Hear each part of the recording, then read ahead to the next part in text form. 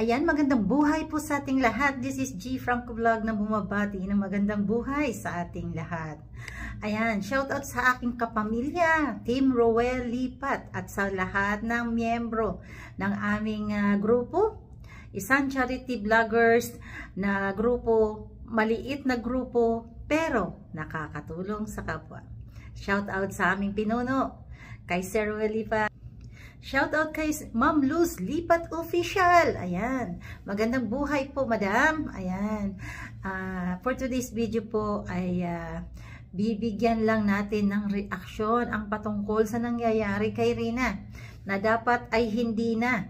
So, dapat po bang itago si Rina? Dapat kayang ihiwalay si Rina sa kanyang lolo? Yan po ang ating itatapik ngayong araw na ito. Ayan po, sa akin pong palagay, hindi po pwedeng ilayo, itago si Rina sa kanyang lolo. Alam niyo po kung bakit? Si Rina po ay isang public figure. So kung gusto po nilang itago si Rina, dapat po stop na po ang pagbablog sa kanya. Stop na din po ang news para na mula kay Rina. Kasi po hanggat binablog si Rina, malalaman at malalaman din ng lolo kung nasaan si Rina. Kahit ilipat pa yan ng bahay ni Sis Roda. Dahil binablog siya, nakikita ang lugar kung nasaan siya. Susundan at susundan siya. At ito naman po, kay Nanay Melanie. Nanay Melanie,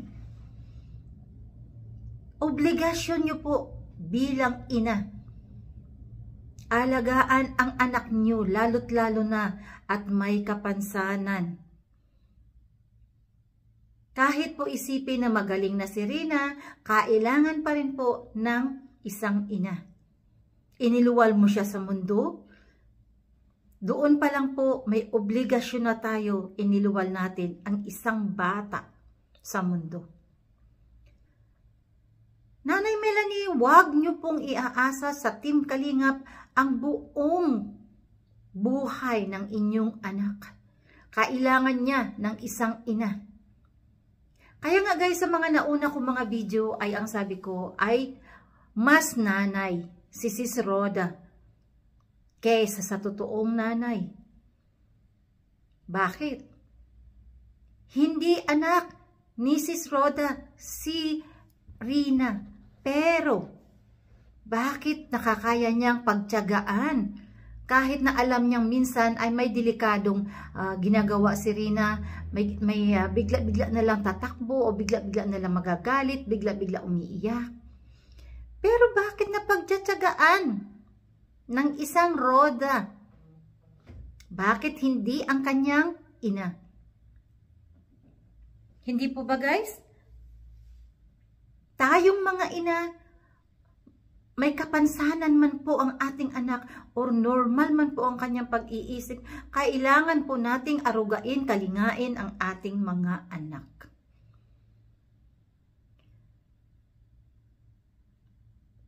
Nakakaawa po si Rina, pinagpapasapasahan at ngayon ang gusto ni Melanie ilayo si Rina sa lolo. Kahit po saan nyo dalhin si Rina, pwera na lang kung ilalabas nyo siya sa bansa. Huwag nyo pong bibigyan ng malaking sakit sa ulo si Kuya Val. Kasi po, lolo din siya. Ngayon pinabayaan mo ang anak mo, Melanie.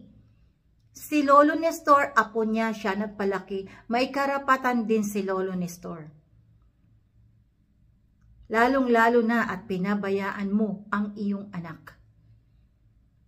May karapatan po si Lolo Nestor dahil lolo siya.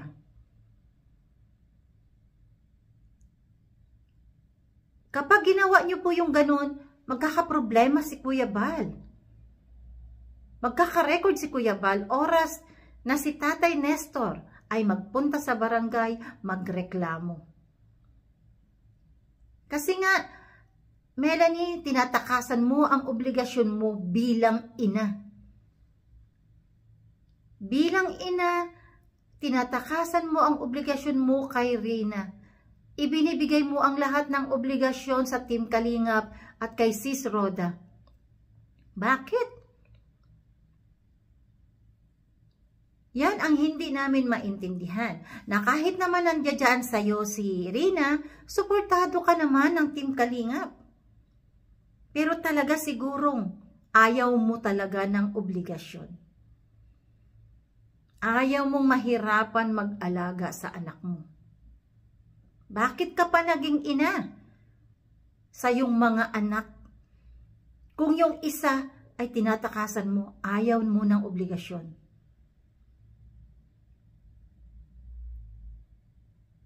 Huwag mong ibibigay ang responsibilidad sa Team Kalingap at bigyan ng problema si Kalingap Rab, bigyan ng problema si Kuya Val Santos Matubang or si Sis Roda man.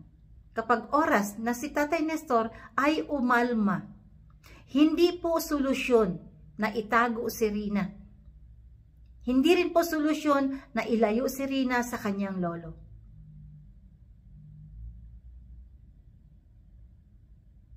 Kaya maraming salamat po. Yan lang po ay aking opinion. God bless.